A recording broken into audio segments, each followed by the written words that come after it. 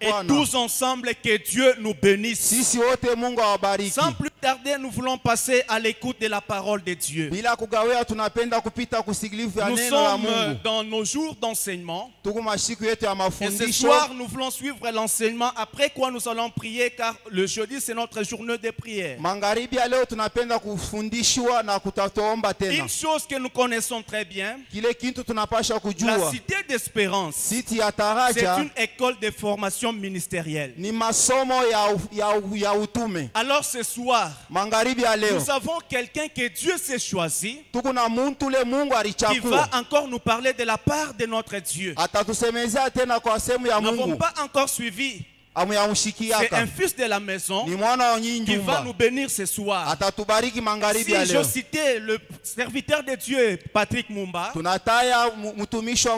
va nous parler ce soir pendant qu'il monte du haut de la chair, nous le recevons sous des acclamations. Est-ce que tu peux acclamer pour recevoir l'homme de Dieu? Acclame très très fort pour la gloire du Seigneur et que Dieu nous bénisse.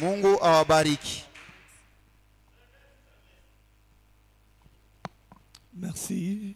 Asante. Nous allons incliner nos têtes dans la prière. Nous allons recommander ce moment sous la grâce de Dieu. L'éternel Dieu se manifeste.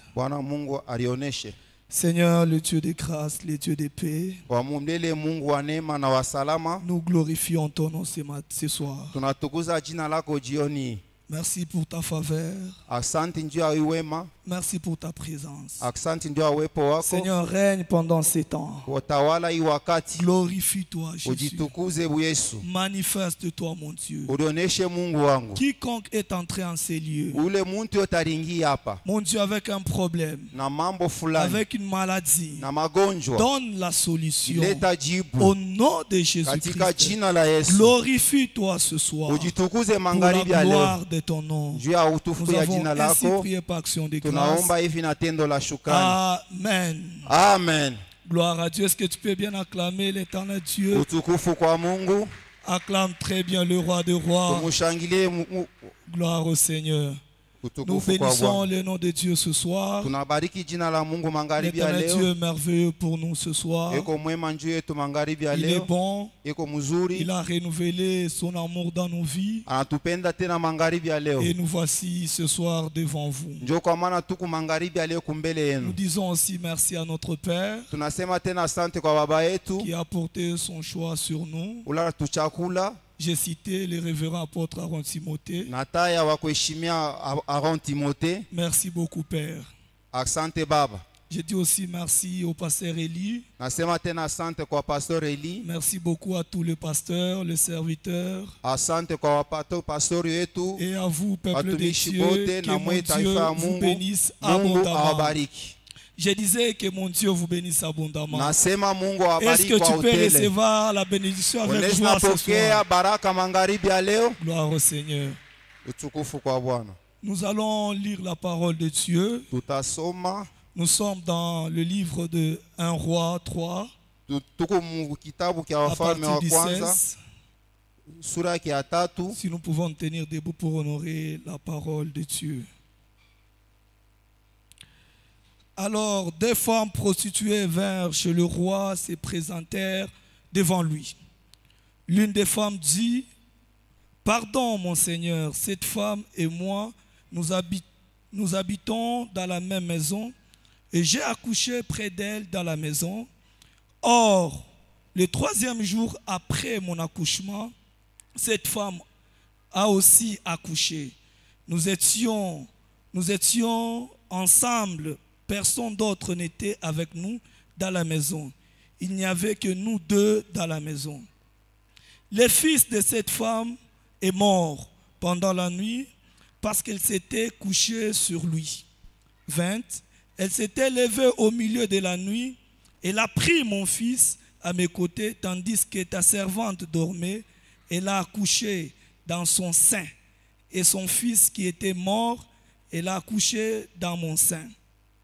Le lendemain, le matin, je me suis levé pour allaiter mon fils. Et voici qu'il était mort. Je le regardais attentivement. le matin, et voici que ce n'était pas mon fils que j'avais enfanté, parole du Seigneur. Amen. Oui, bien-aimés dans le Seigneur, nous venons de lire la parole de Dieu dans le livre de 1 Roi. C'est une histoire réelle qui s'est passée dans la Bible. C'était à l'époque du roi Salomon, juste le début de son règne.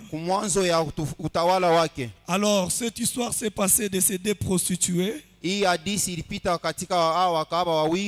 La Bible nous parle comment est-ce que ces deux prostituées, ils étaient tous dans une même maison.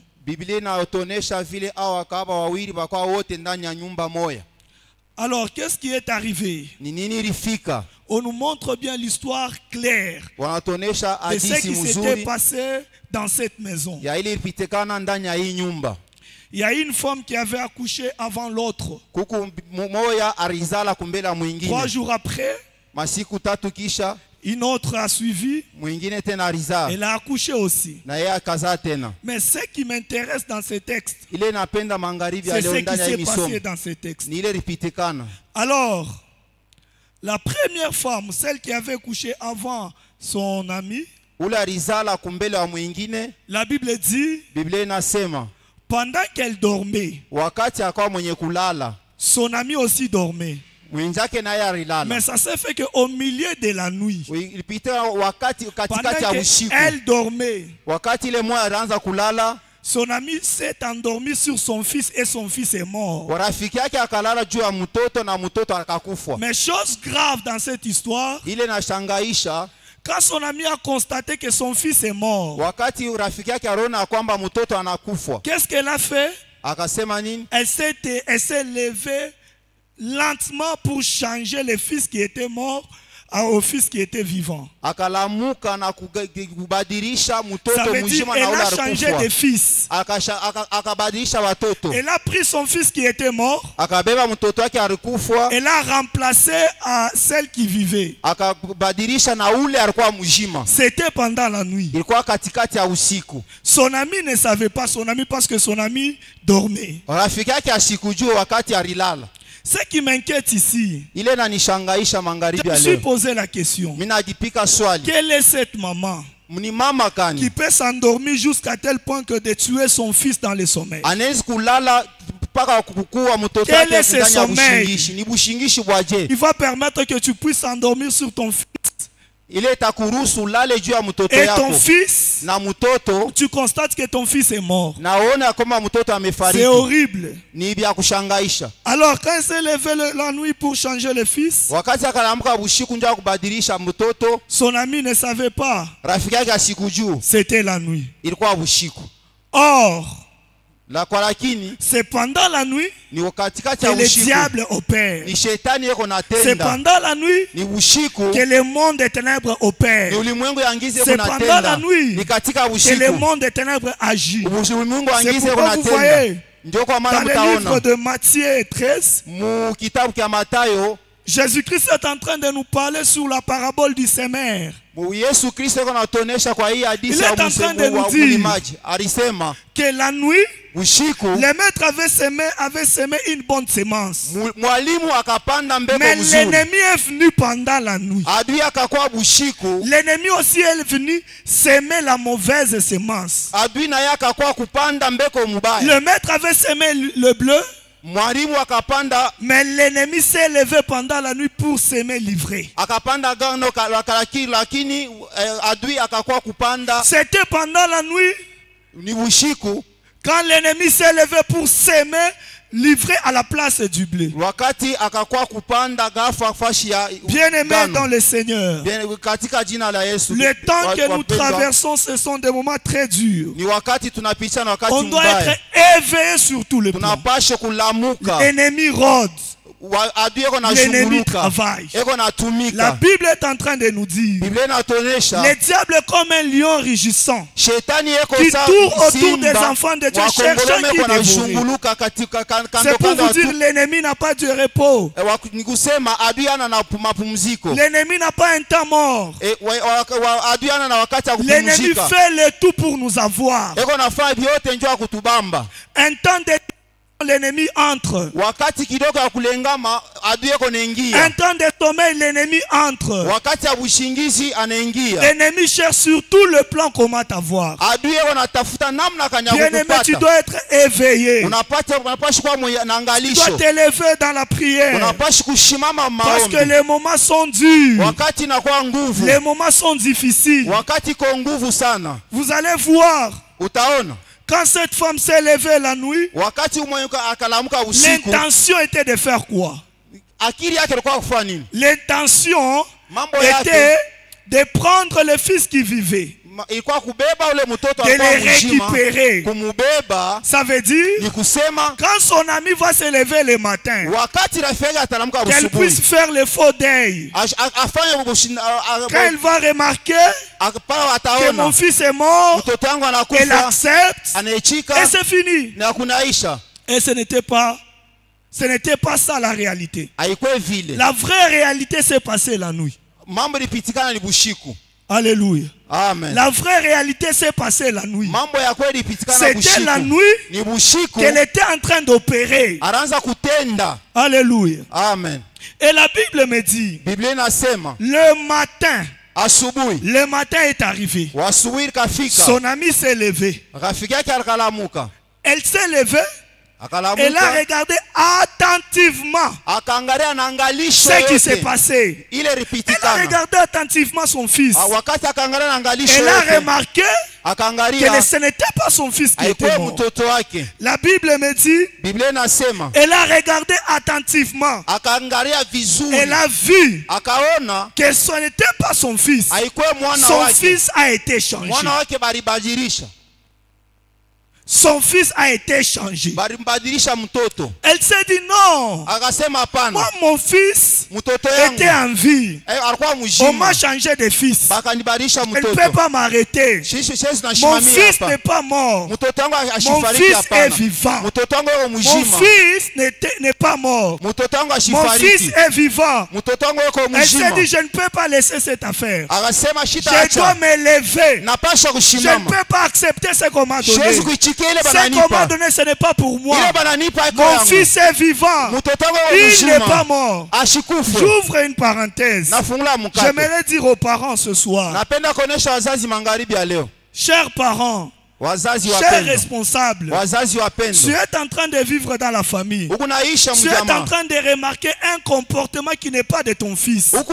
N'accepte pas ce comportement-là. Ne l'accepte pas. Tu es en train de constater de plus en plus que ton fils change de comportement. De plus en plus, il y a quelque chose qui ne va pas dans ta vie. Ne l'accepte pas. Il y a une main noire du diable. Comment se fait-il que ce fils-là était bien? Mais d'un coup que le comportement change. Non, il ne faut pas l'accepter. Il y a une main noire du diable. Il y a une main noire qui agit. Il ne faut pas dire que c'est comme ça. Ça a toujours été comme ça. Non, il y a le diable qui agit. Il y a le diable qui veut abîmer la vie de ses fils-là. Il y a le diable qui veut embrouiller la vie de ses fils. C'est pourquoi vous allez voir. La maman ici, elle n'a pas accepté cette histoire. Elle n'a pas accepté. Elle n'a pas dit, bon, c'est arrivé, nous allons voir comment je vais enterrer et c'est fini. Pendant que celle qui était à côté, elle s'est réjouissée pour dire, j'ai réussi, c'est arrivé. Non, on ne doit pas accepter. Tu constates quelque chose de mauvais dans ta vie.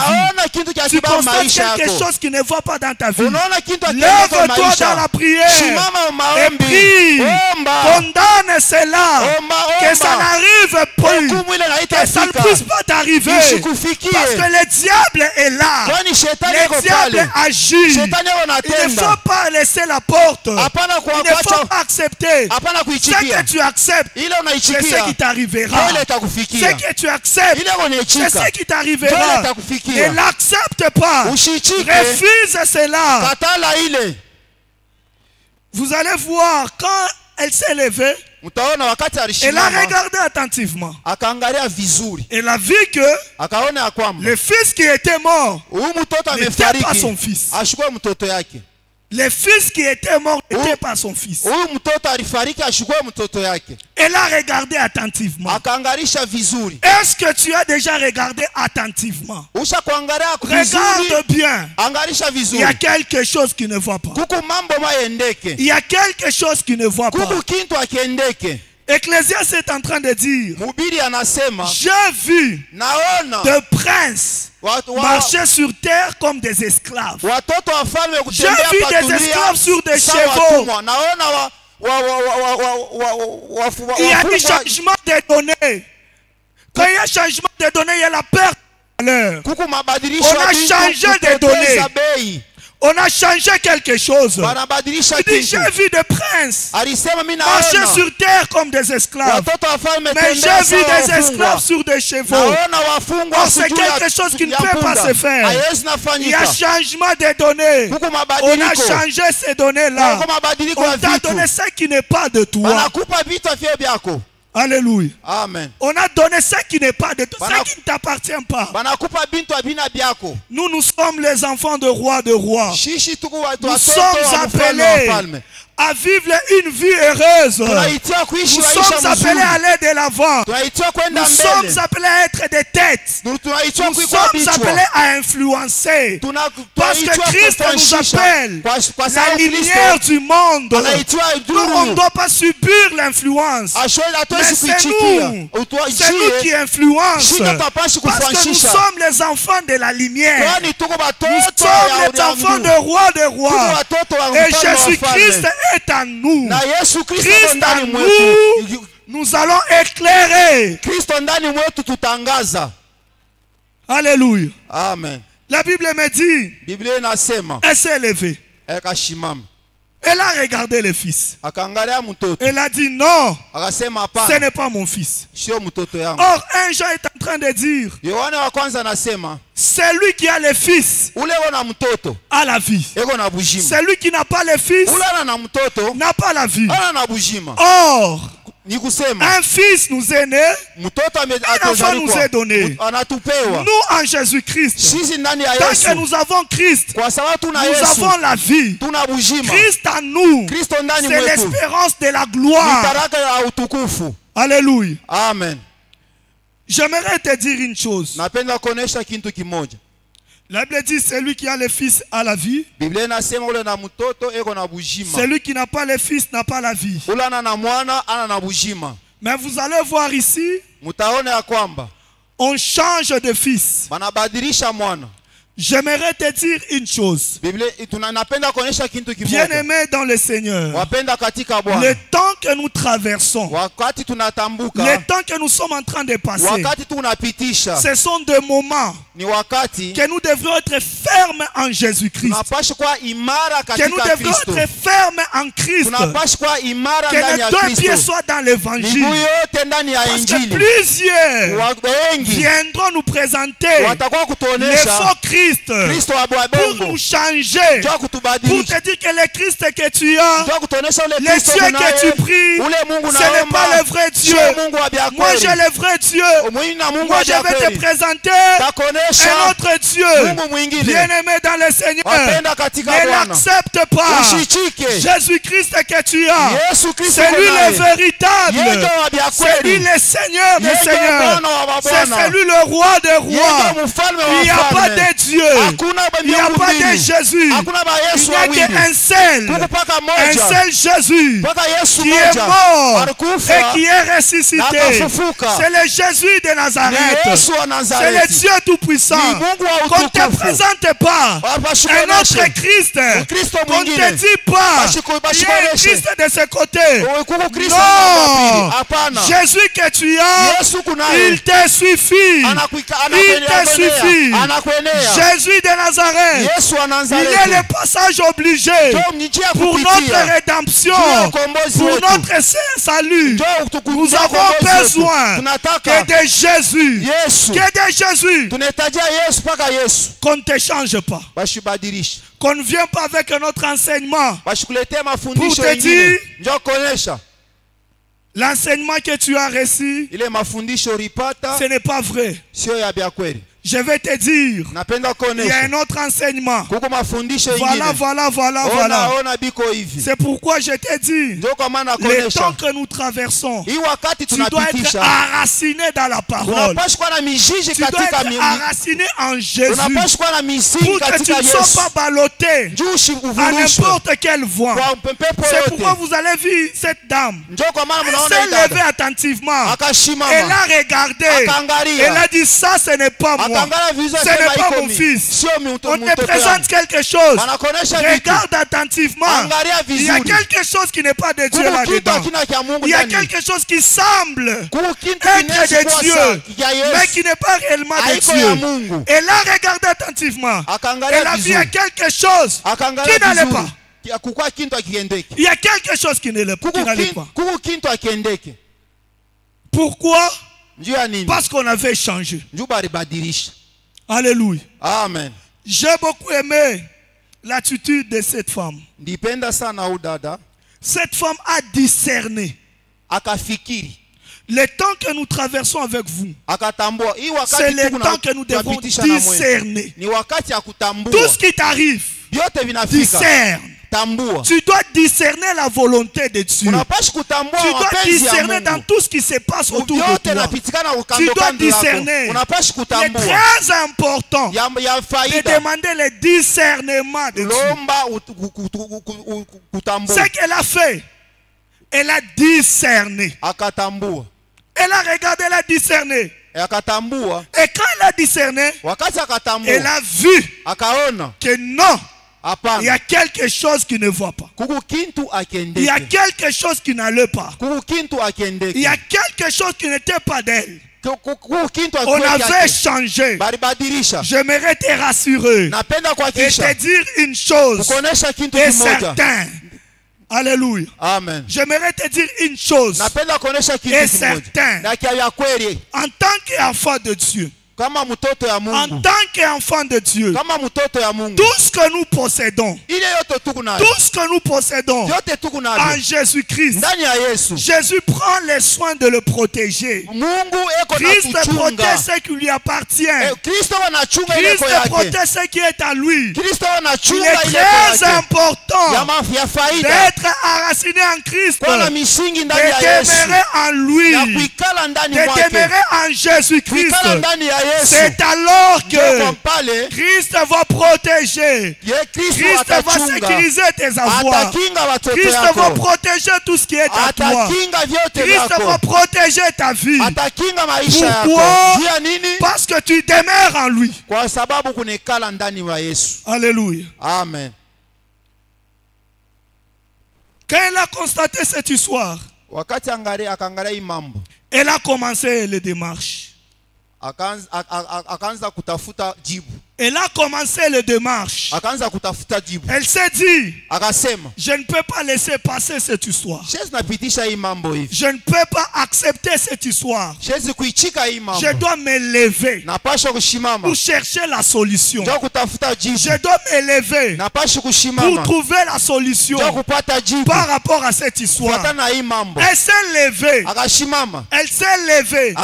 Elle est allée voir le roi pour trouver la solution. solution. Bien-aimé, tu dois te lever. Tu dois te lever. Personne ne se lèvera à ta place. Tu dois prendre ta responsabilité. Tu dois te lever. Tu dois te lever. Tu dois te lever. Tu dois encore te lever. Pour ta maison, lève-toi. Pour tes enfants, lève-toi. Pour ta vie, lève-toi. Tu dois te lever. Tu dois te lever pour trouver la solution. Et la solution est en Jésus-Christ. Alléluia. Amen. La solution est en Christ. Paul est en train de dire, je ne suis pas venu devant vous avec des discours persuasifs. Je ne suis pas venu devant vous avec des discours persuasifs de la sagesse. Mais je suis venu devant vous pour vous annoncer Christ crucifié. C'est pour vous dire la solution de nos vies est en Jésus-Christ.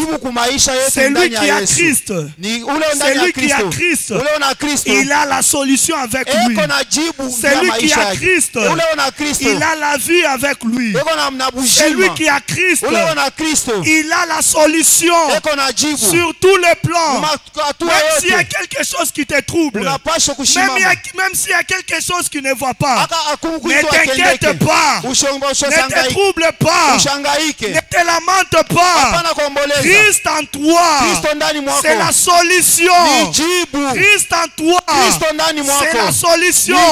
Ne te trouble pas. Ne te dis pas comment je vais faire. Qu'est-ce que je ferai par rapport à cette situation? Ce qui te dépasse ne dépasse pas Dieu. Ce qui te trouble ne trouble pas Dieu. Ce qui te trouble ne le trouble pas. La Bible me dit, la Bible est en train de dire, venez à moi, vous tous qui êtes chargés, fatigués, je vous donnerai du repos. S'il y a quelque chose qui te dérange, ne te trouble pas. Ne te dérange pas. Va auprès de Christ. Présente-lui tes besoins. Présente-lui ton problème. Il agira. La Bible dit, c'est lui qui vous a appelé. Est fidèle. Et c'est lui qui accomplira. Jésus est fidèle. Il agira. Cette femme s'est présentée devant le roi Salomon.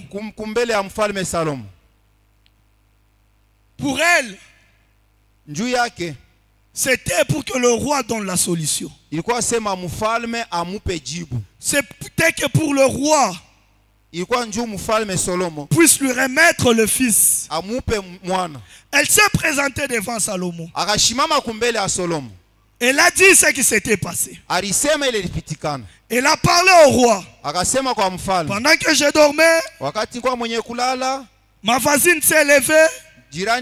Elle a changé de fils. Mon fils était vivant. On m'a donné le fils qui était mort. Elle s'est présentée devant Salomon pour trouver la solution. Mais j'aimerais te dire une chose. Ici nous avons plus que Salomon. Ici nous avons Jésus. Ici nous avons plus que Salomon. Il a dit dans sa parole que votre cœur ne te trouble pas. Que votre cœur ne se trouble plus. Croyez à moi, que ton cœur ne se trouble pas. Crois en Jésus.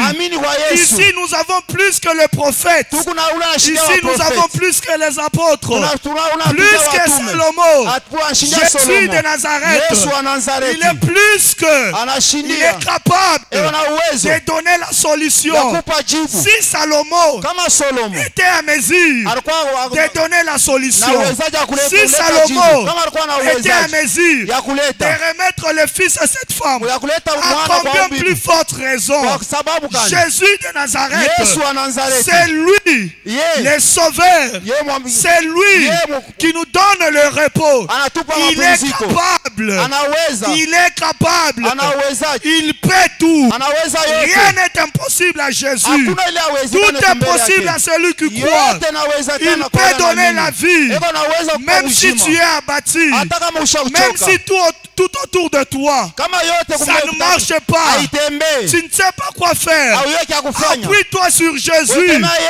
Appuie-toi sur lui. Ne regarde pas les hommes qui sont tout autour de toi. Mais regarde Jésus de Nazareth. Il est capable. Il peut tout. Il peut tout. Et rien ne peut lui résister. Alléluia. Amen. Est-ce que tu peux acclamer très fort ce soir? Tu peux acclamer très fort le roi des rois. Jésus de Nazareth. Il est bon, il est capable. Il peut tout faire.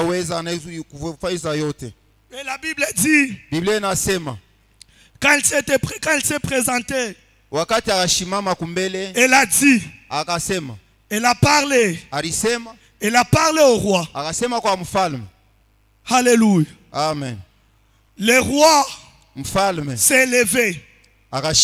Il a pris son épée pour trancher les problèmes.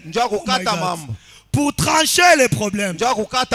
Si l'épée de Salomon à ce temps-là avait tranché le problème, à combien plus fort Jésus de Nazareth, à combien plus fort la parole de Dieu qui contient toutes les choses, la vraie parole qui est l'épée.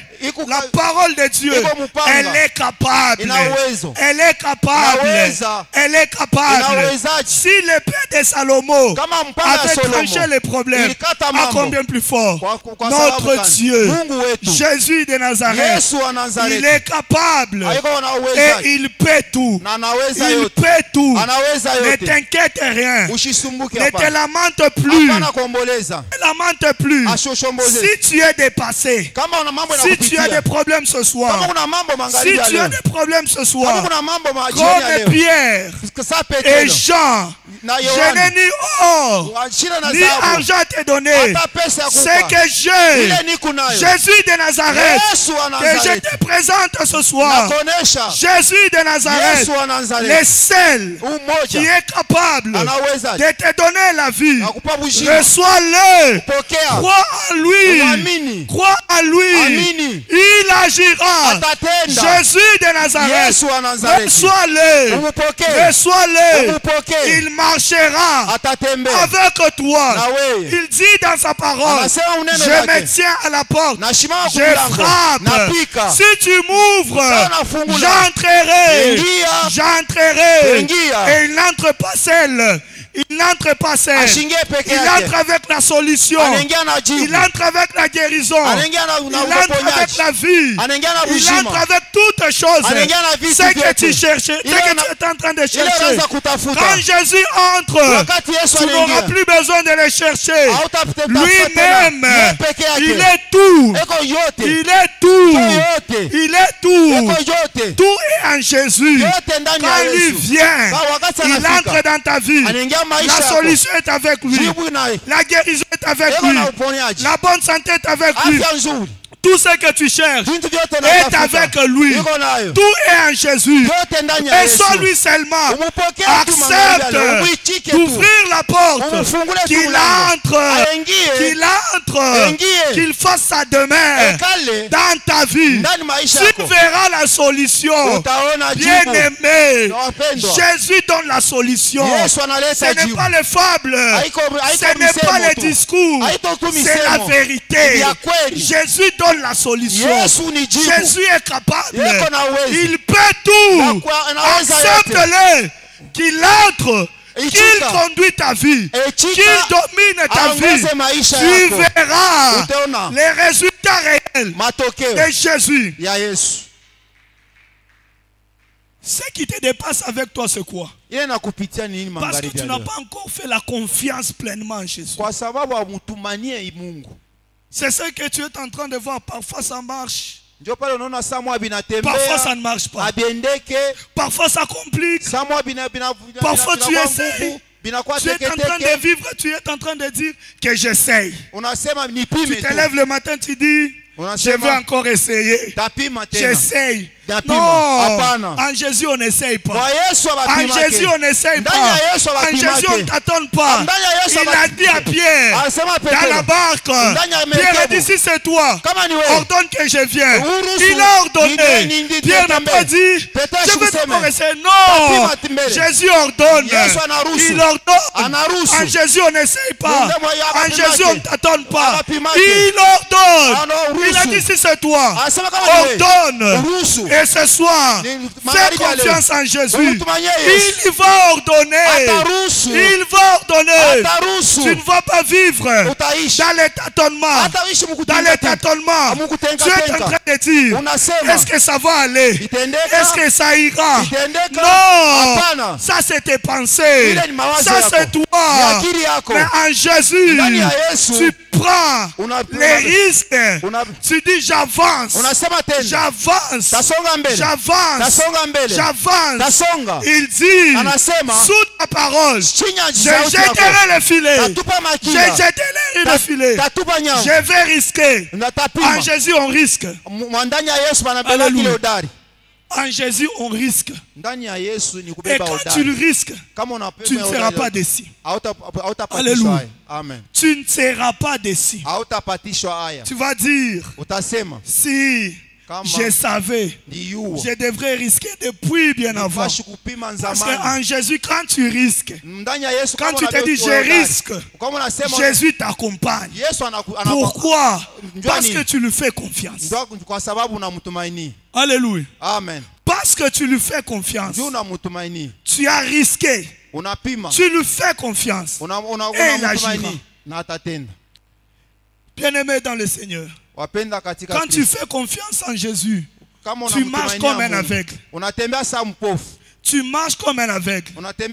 L'assurance d'un aveugle se repose sur son bâton ou bien sur la personne qui le conduit. Donc, tellement que l'aveugle, il fait confiance à son bâton, il fait confiance à la personne qui est derrière lui.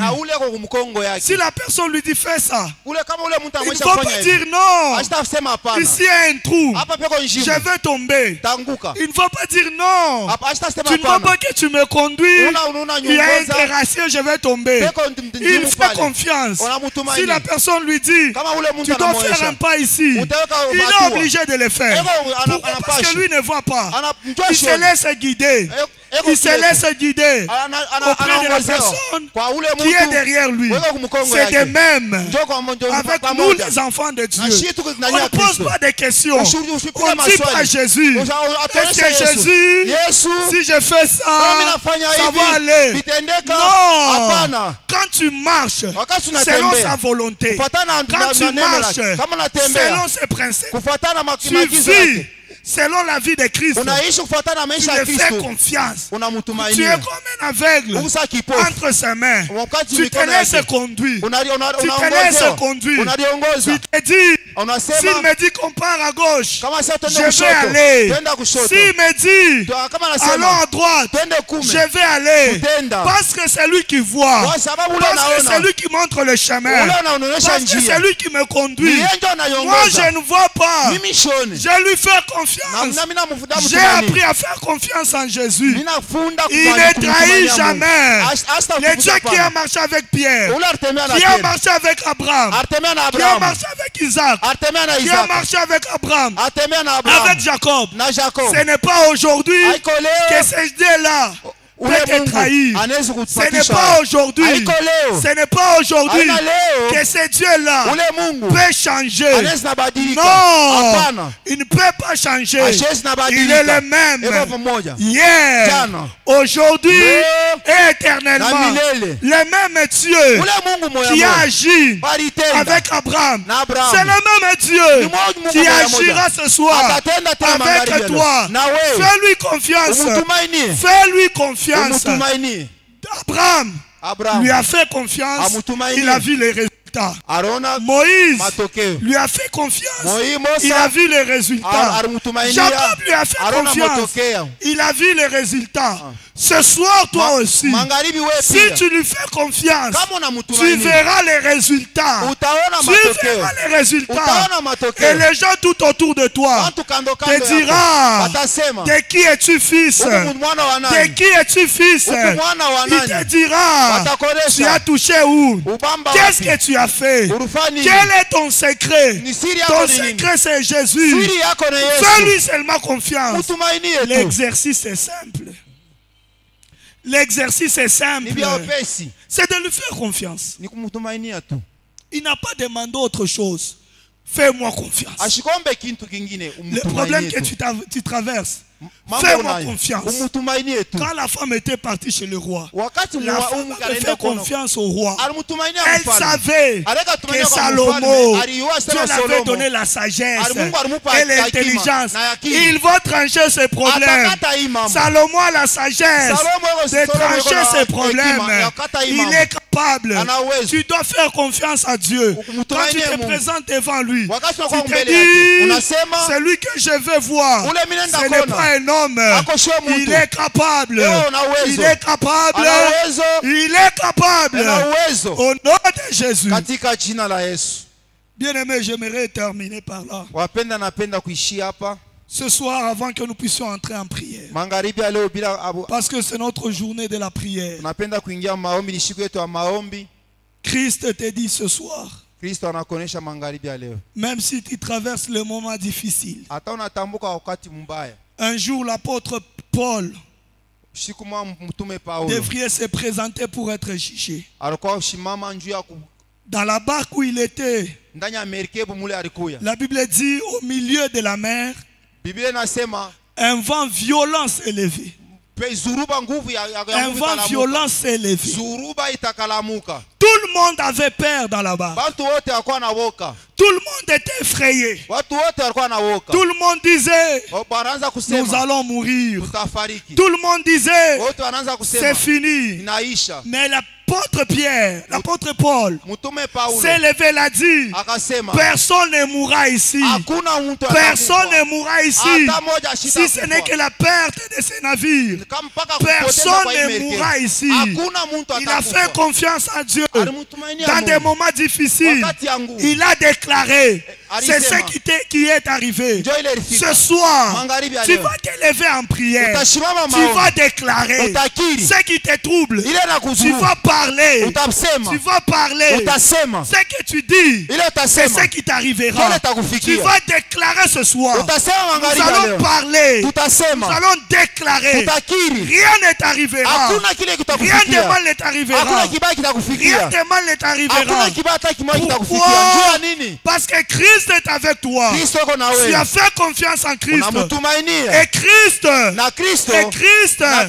te soutiendra. Et Christ agira dans ta vie. Parce que tu lui as fait confiance. Il est le Dieu qui ne trahit jamais. Il n'abandonne jamais. Il n'abandonne jamais. Il est vrai et il est capable. Bien-aimés dans le Seigneur, est-ce que nous pouvons nous tenir debout ce soir? Tu peux d'abord acclamer très fort ce soir l'Éternel. Acclame très fort le roi des rois. Acclame très fort le Seigneur des seigneurs. Le Dieu puissant et le Dieu capable. Tu vas prendre une très bonne position.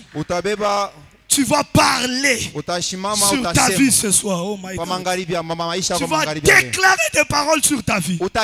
Si tu as vu des choses qui ne vont pas, parle ce soir. Parce que tu as le pouvoir. Tu as de l'autorité. La situation là qui te dépasse. Ce soir tu vas parler sur la situation. Tu vas dire, toi situation, je te présente Christ. Toi situation, tu me dépasses moi. Mais tu ne dépasses pas Jésus. Je te présente Christ. Il est la solution à tous les problèmes. Élève ta voix. Commence à parler. Commence à prier ce soir. Commence à parler. Parle ce soir. Parle ce soir sur la situation qui te dérange. Oh my God. Seigneur, le Dieu de grâce, le Dieu puissant, le Dieu capable, Seigneur. C'est toi qui as dit, venez à moi, pour tout ce qui est chargé, fatigué, je vous donnerai du repos. Toi, le Dieu capable. Ce soir, nous nous sommes présentés au devant de toi. Au devant de toi. Le Dieu capable.